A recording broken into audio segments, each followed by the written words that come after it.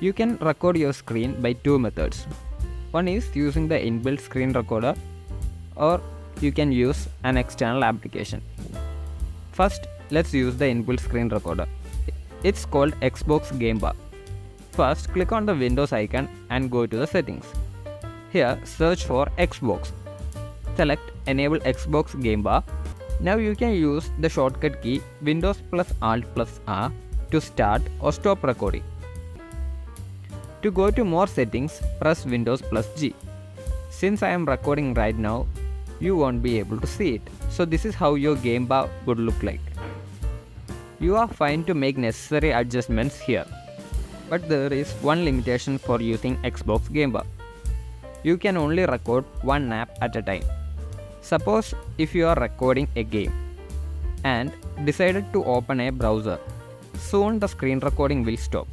So if you are focusing on recording just any particular application at a time, then you can go for Xbox Game Bar. Or else, you can go to the next method. The next method is using an external app. Its name is OBS Studio. For downloading, open your browser and search for OBS Studio and click on the first link. Choose your OS and download. Once installed, open it, and this is the interface you will see. In order to start recording, click on the plus symbol below the source box and select Display Capture. And you can see your screen on the display section of OBS. Now just click on Start Recording, which will appear here.